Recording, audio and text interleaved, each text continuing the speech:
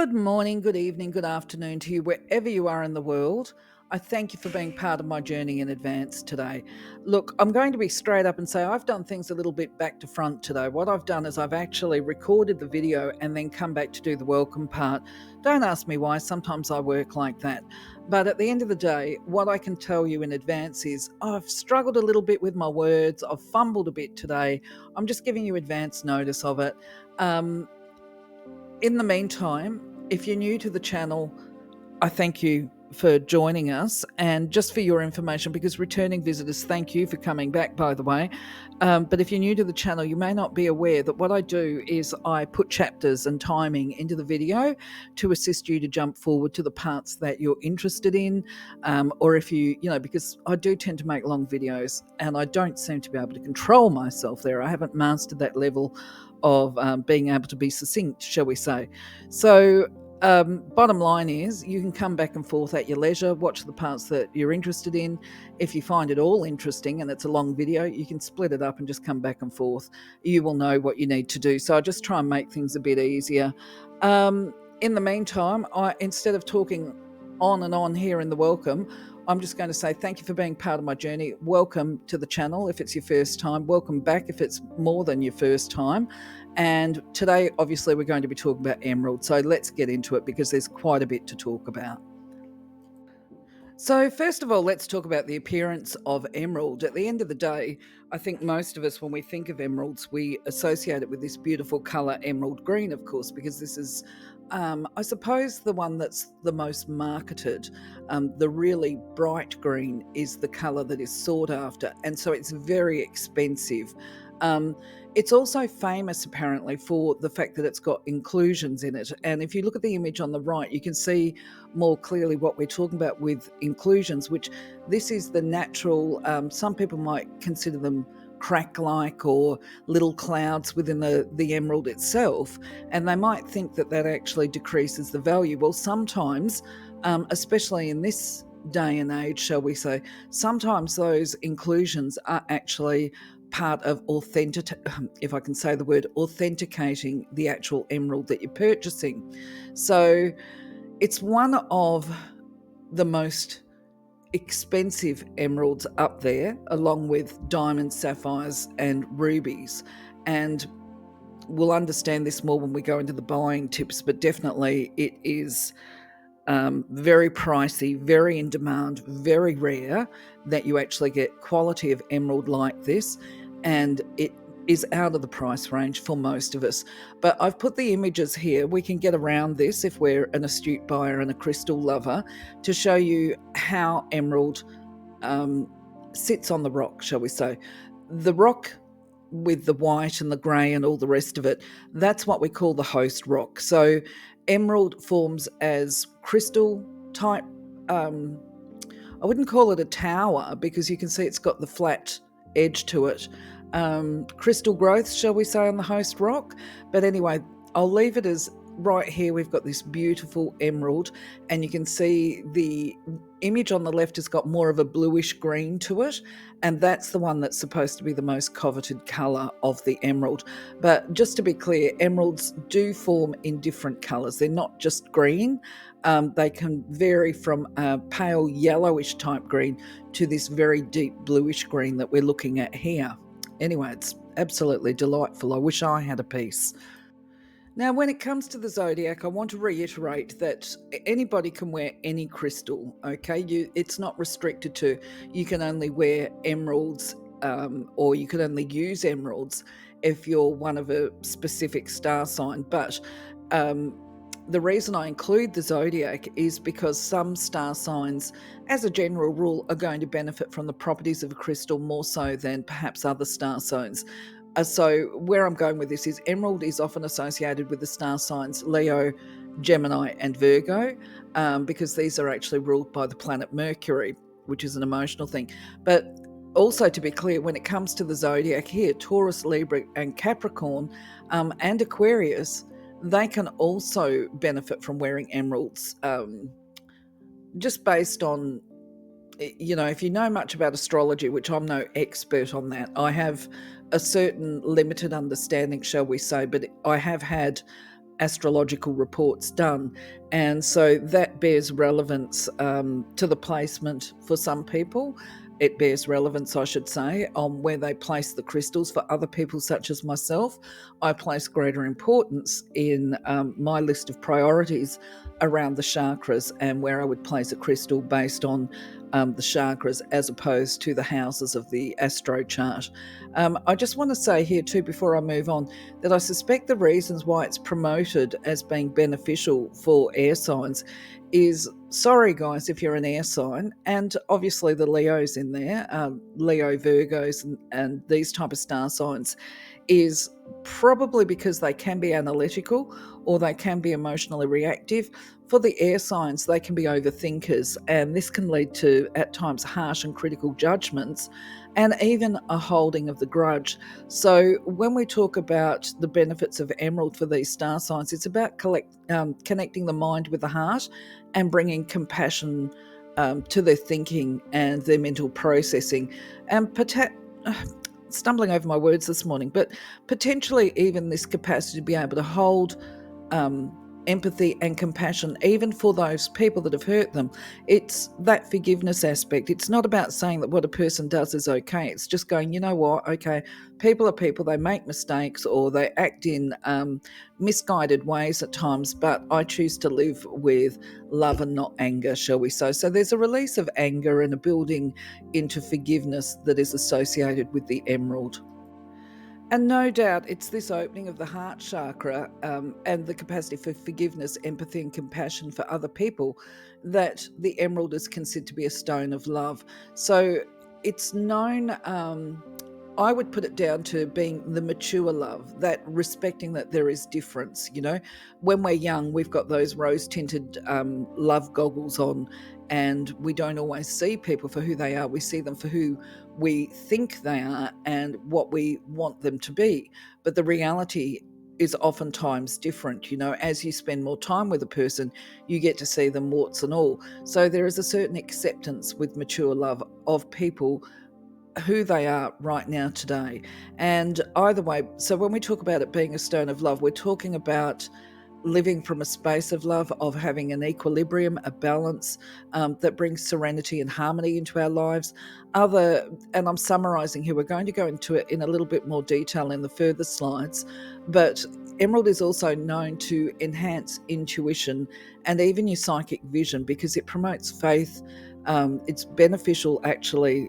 I have to say here, remember the disclaimer, you know, some people claim that it is beneficial for physical, emotional, and mental healing.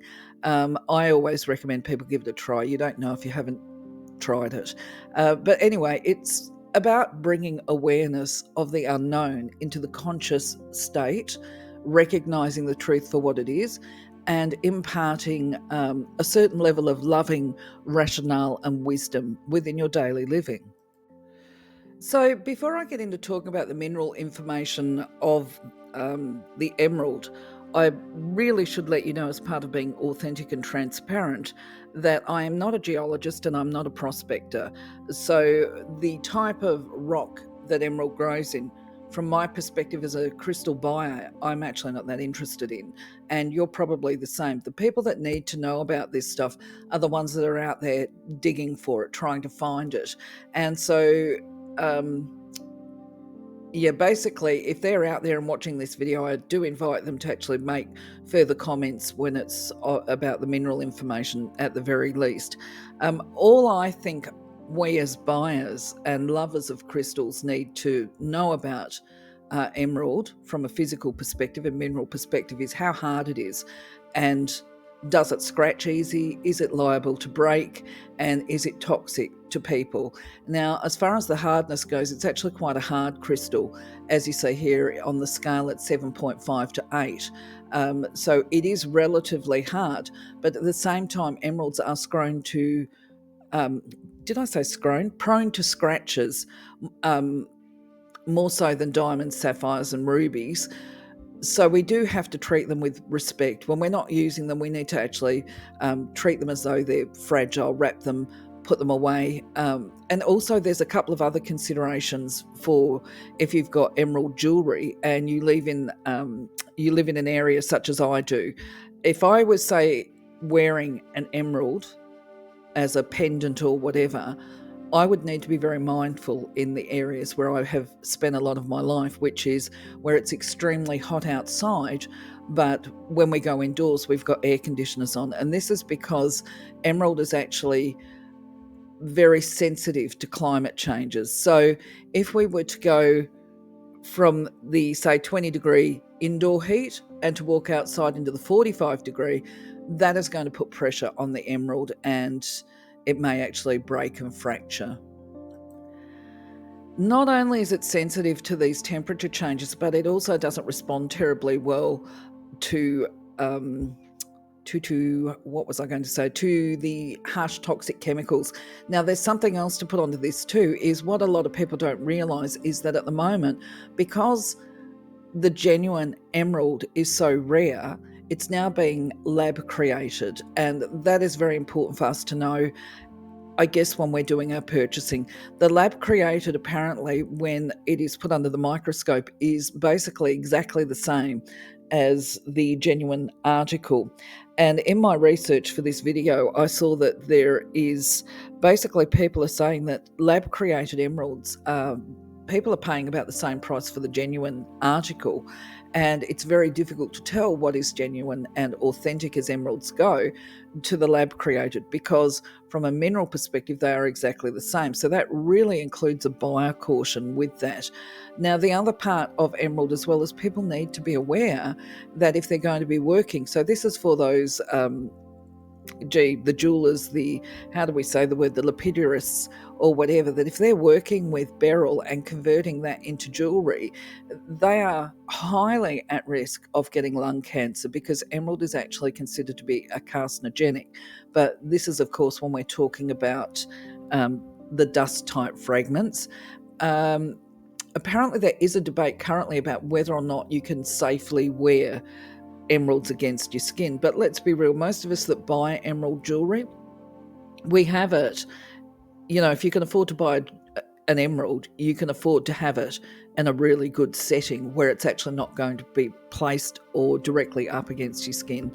What else can I say about this? Just that when it comes to the lab grown, yes, one of the recommendations that I saw online was that the only way that you can tell the difference between the lab grown and the authentic a lot of the time, because, they basically are the same, it's just you've got people, you may as well say, playing God in a lab, is actually through a certificate of authenticity, something that says this was found at such and such a place, by, I guess, verified, what do they call them, miners, sellers, whatever, that there is some form of certificate of validity there. But the reality is, you and I, anybody listening to this, we know that the scammers out there, they're so clever these days, they could do it as well. So I think probably a good idea that most of us can't afford to buy emeralds, not like this, not the really good quality, because we probably would be ripped off. So for you and me, who are the people that love crystals and love the metaphysical properties of them, we're actually probably better to get what is considered to be very low-grade crystals, and I'm going to show you what they look like. And this is where we're going to look at them and do a bit of a comparison so that you, the buyer, know what it is that you're looking at. Now, I can honestly say, when it comes to handling emerald within a metaphysical perspective from, say, a crystal shop as opposed to a jeweler's, I have actually handled the crystals on the left-hand image, the tumbled stone. That's actually what we'll find in our shops, the tumbled stones, which are far more affordable. So the one on the left-hand side basically is a rock that has more of the actual crystal type in it. It's just that they probably would be very, very small, maybe even a pinhead size. So whoever has dug that up, the reality of this is that whoever dug that particular crystal up, they can't make anything of the little emeralds that are in that stone. So therefore, their best bet, if they want to make any money off it, is to actually sell it like that. And that would probably just be little dots. So let's say on my slide, I'm looking at that and I'm thinking, it's probably only about 1.5 centimeters long, and it's got smatterings of the little crystalline emeralds on it. So that would probably be, if you were in a shop and you found something like that, that would be rather a good find for us little crystal healers. On the other hand, what we see more commonly in the shops is the tumbled stones on the right-hand side. Now, I have no idea. I'm not going to speculate on how they make those, but I would just say that that's particularly low grade, but it's perfectly fine for us to use in our crystal therapies or whatever. And then we take a look, the one on the left, if we take on board the mineral information that I just gave you about occlusions tending to show a genuine from the lab created, that image on the lower left with the flaws across it, that would have to be the real McCoy. The thing is, though, that what I wonder is, with people, if they're buying jewellery these days, would you want to see the crystal in the rough? I think I would, before it was converted into the jewellery, because once you turn it into a jewel gem, it's not going to have those occlusions in it, or inclusions as opposed to occlusions. Anyway, I'm going to leave you to think about that. Let's have a look at the next slide. So when we talk about the spiritual metaphysical benefits of emerald, of course, have to throw that little disclaimer in there. Allegedly, and of course I believe this, it has a short list, shall we say, when we look at it on the screen, of what the spiritual benefits are. But realistically, this is an extensive list that is bullet pointed. Okay, when we talk about the opening up and activation of the heart chakra, this is a major transformational energetic shift for us. Which, as I said, leads to this business of forgiveness, understanding, this enhanced awareness, where you start to recognize that what people do to us is actually never about us. Well, usually not about us, I should say. That old word never should never really come into it. Hear that? Never, never. Okay, but the idea is that that lays behind this is, we are all self-motivated, whether or not we recognize it or not, and we make choices ourselves whether or not we're going to react or respond creatively to what people do and say. Now, the problem is that sometimes you and I might be walking along minding our own beeswax and trying to be a good person, and then somebody will do something that we consider to be very harsh or hard towards us, and it could even be unforgivable in our small mind. We call it the small mind because this is this small awareness. How would I describe it? Tunnel vision, shall we say.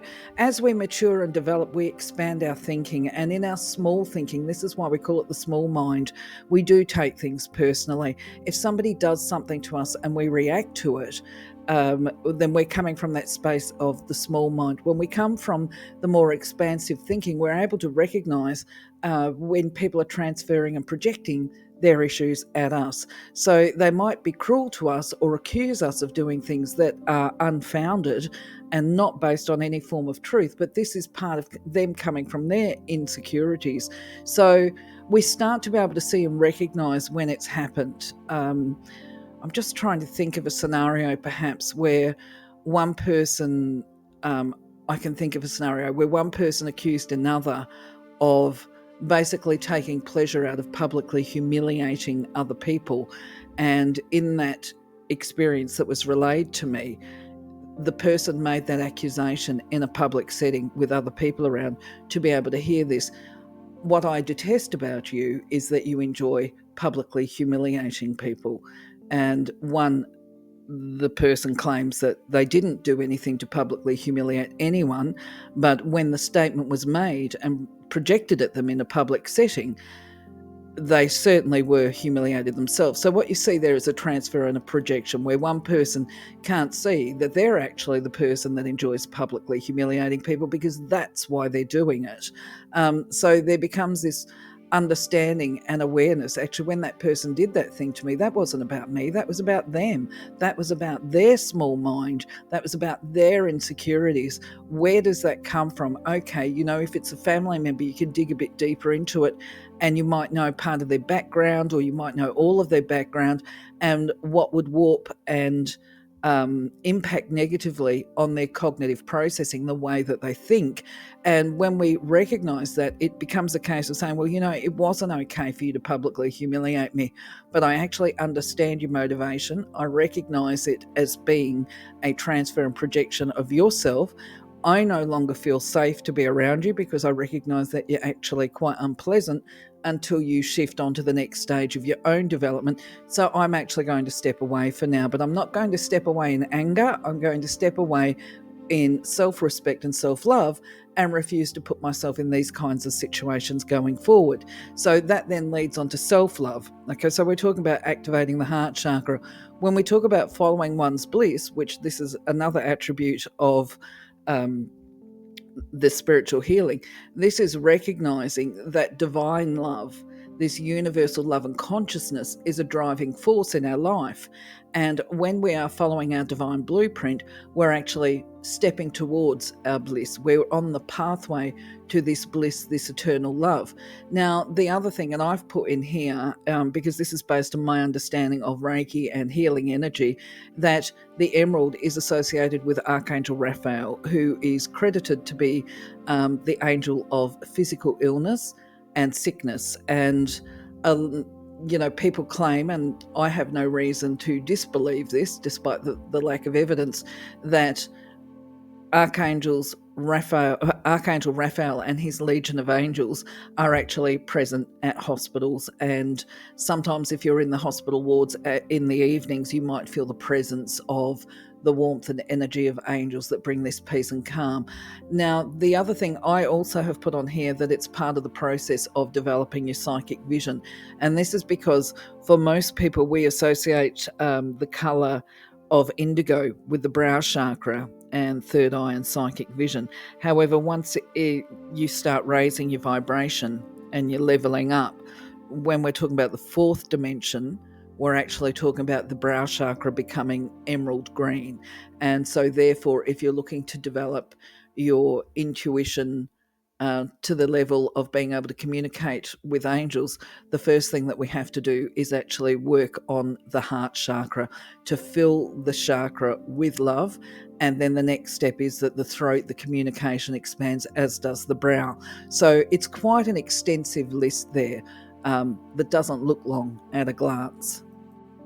So I'm always very cautious talking about the physical, metaphysical benefits of any particular crystal, and emerald is no different. And part of the reason for this is because all of these types of claims are based on, I would like to believe, a person's experience.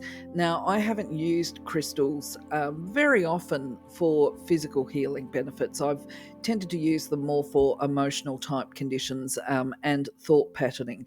But what I would say is, obviously, in the first instance, do not disregard your professional medical health treatment and rely on crystals, because that would be very unprofessional of me to do that, particularly as I am a social worker and a counsellor as well. It would be completely irresponsible. Now, what I say is, if you recognise some of these conditions, you could use crystals in conjunction with your current health treatment plans. What I would like to know is if you have used any crystal for the conditions that they're recommended for, and what the success rate was, if there was anything that you actually noticed. So the interesting thing for me is that when it comes to the metaphysical properties, there's this great big massive range of health conditions that emerald allegedly assists with. But obviously anything related to the heart, we're going to be talking about the physical attributes with the mind, body, spirit. Remember, it's all hand in hand. So if it works on the heart chakra energy, it's also going to govern the physical attributes of the heart chakra.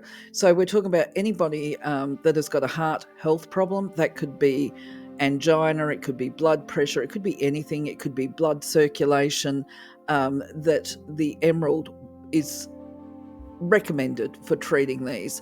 Lung problems, if you've got problems with the spine and the muscular system, it's supposed to assist with that. It's supposed to aid in the recovery from infection and illness. And what I saw there, that there is even venomous bites and as an antidote to poison. Now, goodness me, I would say do not, if you get bitten by something, go to the doctors for goodness sake. But I like the fact that we can say it assists with the recovery. You wouldn't use it to treat a venomous bite, certainly not in Australia, you wouldn't. Look, I mean, maybe that's my limiting thought or whatever. If I got bitten by a snake, I'd be going to the doctor for an antidote. I wouldn't be waiting around to see if my crystal worked, because we don't have a lot of time here in Australia if you get bitten by a snake. But at the end of the day, to recover from it, the lingering symptoms of ill health, maybe it will assist with that. I mean, if you've been bitten by a tick, that can actually have really long-term effects on the physical body. But maybe if you're recovering from a tick bite, or you've been diagnosed with Lyme disease or whatever, you might want to give it a try. Lyme disease, of course, being the disease you contract after a tick bite. Okay, so other things that emerald can assist with, allegedly, is if a person has been scalded or burns, to recover from burns and injuries. If you've got stomach ailments, that can include dysentery, flatulence, swollen stomach, all of these kind of things. It's said to assist with food poisoning, and also if people have got cataracts. I guess, if somebody had cataracts and I wanted to try it out and they were open to it, I think I probably would get them to put the emerald over their eyelids, close their eyes and put it over their eyelids, and maybe do that every day or something like that until they notice a benefit, or until they decide that it's not worth doing, because I'd like to hear their experience. The other thing, it's not so much a physical thing, but it's worth, I think, a mention here. Because it's probably more about the spiritual aspects. Apparently, if people have got legal dealings coming up, there might be a court case or whatever, and they're not sure if they're going to be successful in the case or whatever, it's supposed to enhance the outcomes, basically to lead to beneficial results. Okay, what else does it say? Emerald is good for helping soothe the sinuses and for improving vision. Give it a shot. Why not? You got nothing to lose if it's bad. It's supposed to have a detoxifying effect on the liver and alleviate the symptoms of diabetes and rheumatism. So if you've got those conditions, feel free to let us know after you've been using it for a while. Maybe sleep with it under your pillow or something like that. Because you would not ingest, I've got to say, you would not ingest or make elixirs out of emerald because of the toxic carcinogenic effects of the emerald. So from a psychological and an emotional perspective, when the heart chakra is activated, of course, healthier and more loving relationships bring a peace of mind, a sense of security and feelings of being loved. And the other thing is that we tend to release these judgmental, negative, critical thoughts that we have about people and ourselves. So where it promotes the loving thoughts and it leads to better decision making. Now, other attributes are this enhanced memory and clarity of thought that leads to consequently gratitude. Now, I would say in my experience now as a relatively, we would call it in Australia, old girl, I've got a few years under my belt now, that when we talk about enhanced memory and clarity of thought, what I find very interesting is we seem to go through a stage in life where when we reflect backwards, as humans, we do limit ourselves and we tend to focus our thoughts on those memories that caused us pain. This person treated us badly, that person didn't treat us the way we wanted to be treated. That person failed to meet our expectations of who was a good person and who wasn't. So they're harsh, judgmental and critical. But as we mature and we reflect backwards, we realise, okay, that was disappointing, but, there were good times in that. We start to see the positive memories as well. We don't just block out all the good ones. because we want to hold on to the negative ones. So that's, I guess, where the gratitude comes in that we're grateful for the blessings, seen and unseen. And then as we become more grateful, those unseen blessings, the ones that we missed, they seem to come to the forefront of our memory, and we recognize them, we appreciate them. So from a chakra perspective, of course, we don't have to spend a lot of time on this slide. It's definitely the heart chakra. If it's a lighter green, it's probably going to be more of the higher heart chakra. So that's where we relieve that nervous tension as well. If it's the yellow emerald, then it's going to be a mixture of the heart chakra with the solar plexus. I will be updating this image. I hope you didn't hear the dog cough. Toby, I hope he's okay. I will update this image because I actually just did this one off the cuff, and it's actually not true and reflective. I've got a better image there that I did create that is probably more reflective of how I interpret the chakras. But anyway, I'll leave this one for you to think about. So when it comes to the suitable uses or the best uses of emerald, obviously jewellery is right up there. But as I said, it doesn't matter if you're in Australia or anywhere else. If you are living in an environment of extremes, you want to be careful when you wear your emeralds indoors or outdoors, because if you're in a really heated house because it's bitterly cold outside, if you're living in Antarctica or whatever, you would not want to be wearing your crystals there either, or your emeralds. You wouldn't want to be wearing your emerald jewelry there either. From an environmental and ornamental perspective, absolutely, you can put your tumbles out. If you've got interesting looking clusters or whatever that have got smidgens of emerald, even if it's low grade, you can put that into the environment. To be honest, I've got to say that, I'll talk about that in the care part, but you could meditate holding these little clusters or tumbled stones, and you can certainly do gridding and healing treatments with the emerald as well. I've got a slide I want to show you in a minute of how you could best use low grade emerald. And I just want to reiterate, as a part of my responsibility, you would not be using emerald for elixirs, okay? Don't put it in your glass of water and have a drink of it. I just wouldn't recommend that at all. So I've given a little bit of thought about how we could best use, or how I can explain to you the value of a tumble. And I'm not talking about the financial value. You would not want to be paying a lot of money for these crystals that they're selling as tumbles. But from a metaphysical perspective, when we use them in treatments, they can still be very effective. But it's how you use the crystal. I just need to have a cough, sorry. And that would be that you would use it with a clear quartz. Okay, now for those that aren't aware, and I haven't done the clear quartz video yet, but clear quartz is actually an amplifier. It enhances the healing properties of the other crystals.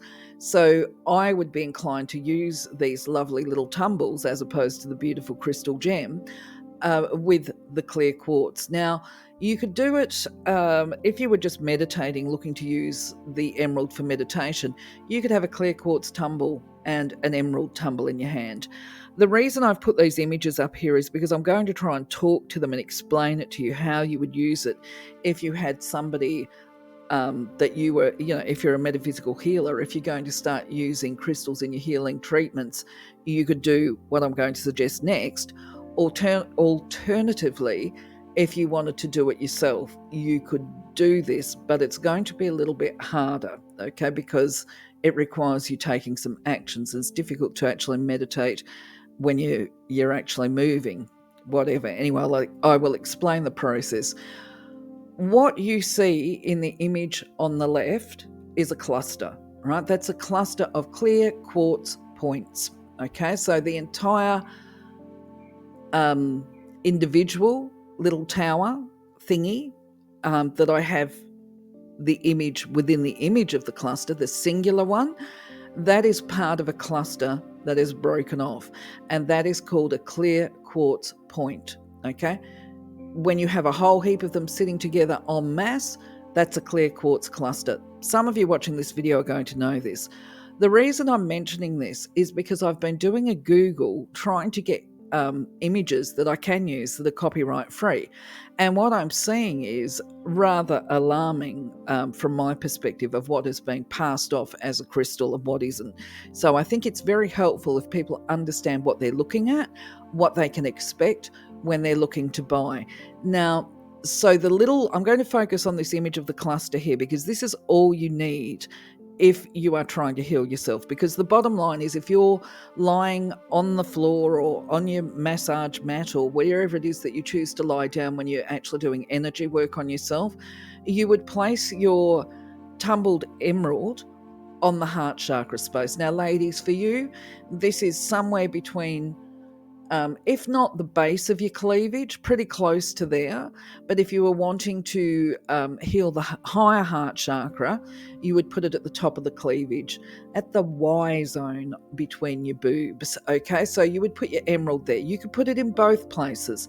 Now, because as you start to relax and take in the energy, we're talking about relaxing, and that means your hands as well. So you don't want to have a great big heavy crystal point in your left hand. Okay, so I recommend using your left hand to hold the crystal point. You don't want to have a great big heavy crystal in there. You want something that's lightweight and you want to be able to channel it. Now, the theory is that the energy comes in through the broken part of that clear crystal point. We're still talking about the small one, okay? Energy in and energy out through the point, through the tumble crystal and into the heart chakra. That is the energetic theory behind it. And this is why I say, if you are actually holding that little crystal point in your hand, if it's a small one, it's going to be lightweight. You're not really going to, because gravity is going to take its toll after a while. You've got better chance of being able to sustain it if you've got a lightweight one. However, if you are doing a treatment on somebody else, you would actually go for a bigger point, which is this central image here, because you're conscious, you're not actually trying to relax, you are actually doing a treatment on the person who is receiving all the benefits of it. Now, once again, you can see that this big point is irregular shaped at the end because it's broken off. It's part of a cluster that has broken. And some of these clusters actually have really massive points on them. Now, when I do the clear crystal video, I will talk about clear crystals and the inclusions and occlusions and all the rest of it, and the benefits of having what we call a double terminated quartz. What we're looking at here, just to start with, is it's a single terminator, okay? Because it's got one point on it, it's single terminated. If it had a point at the other end, it would be a double terminator. And in my experience and understanding, you don't get double terminated naturally, okay? So anyway, please feel free to give your feedback. If I need to expand on this anymore, I don't think that I do. I think I've covered it properly, but that's just some suggestions on how you can use low quality or low grade emerald and maximize the healing properties of it. So because this video is getting very long and I've got to run over a couple of other things, I'm not going to go through these affirmations with you. I'm just going to say, here are some suggestions. They are examples of what you can do and use. You identify what is blocking you. You identify what part of yourself that you feel needs to heal or where you need to raise the light and vibration. And you make the affirmation in such a way as, I am open to the giving and receiving of unconditional and divine love. Okay, that would be one of them if you were looking to follow your bliss. But you always start with I am, and you finish the sentence with I am in these types of instances, and you state it in the positive. You would not turn around and say, well, I'd like to be, right? That's too pathetic, okay? I am is a solid, affirming statement. And we are what we say we are. So I am supported by the universe, aligned with divine will, and my life is now in flow. I am is a statement to the universe. And this is what we're looking at with our affirmations. For those people that are watching this is a first video on the channel, I'll just remind people that I use crystals as oracle messengers, and that's just part of the service that I provide to people. So when they are over at my house or whatever, I'll ask them to put their hand into my crystal bowl. I've got like a lucky dip, and get them to pull out a crystal. Now, if they pulled out an emerald, my little emerald, I would be able to turn around and say to them, look, you can expect that any of your stresses and worries will be going soon. They're about to reduce. You've got new possibilities coming to you. You're going to see positive resolution. So you can just accept or be aware that the current anxiety that you're experiencing is now set to reduce, because there's going to be resolution of problems in positive ways. That's an example of how I might read emerald if it presented.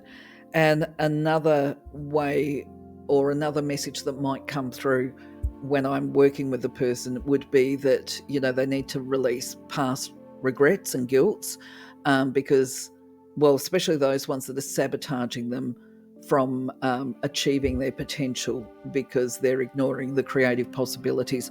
So it's basically, look, just let go of the past and the pain and open up to receiving the love and see your own unlimited potential, which is there for you as part of your own divine pathway, and to be able to get on track.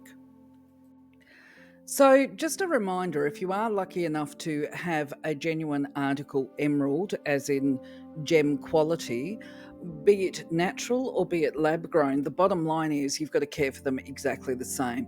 So just remember, they are subject to being damaged fairly easily, certainly through the exposure to changing temperature extremes.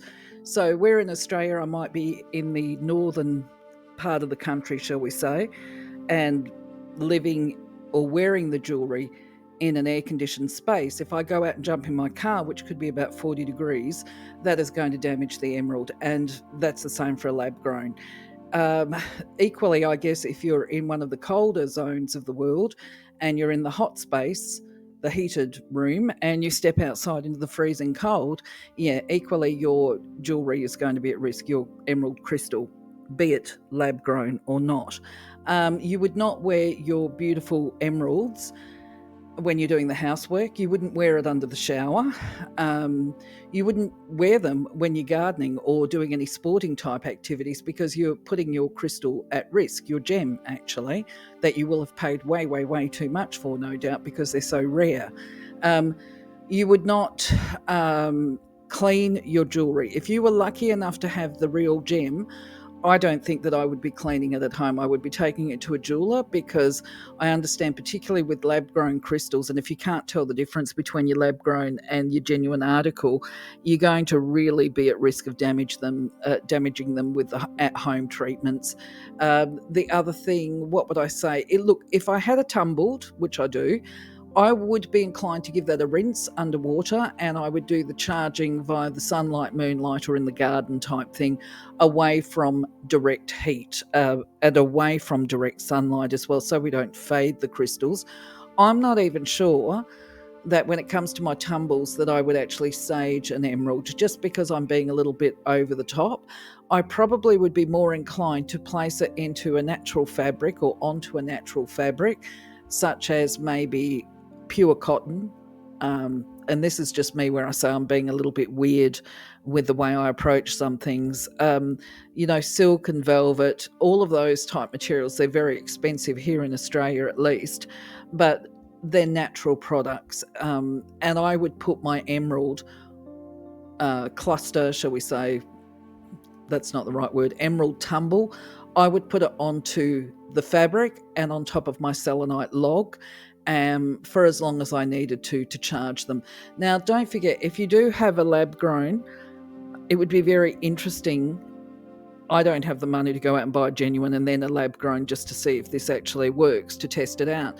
But I think it would be very interesting to test the theory of attuning and programming your lab grown crystal by going to the keeper of the crystal. That's something that's up there for me as a big question mark. But if you've tried those things, I'm certainly interested to hear your thoughts, feelings, understandings and feedback, because I guess there's a lot of people that actually use crystals all the time that will be on this channel probably reviewing the content to see if I'm making mistakes or if I've got a different way of thinking to them. And I encourage everybody to leave their comments just as part of growing us all. So, with that, when all is said and done, I do apologise for stumbling over my words at different times.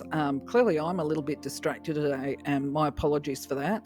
But I want to say thank you for being part of my journey anyway. Thank you for your patience, your tolerance, your understanding, the compassion that you extend to me. And I look forward to seeing your comments. And I wish you, until the next video and beyond, a blessed, wonderful day, wonderful week. Take care, my friends. Love you. Bye bye.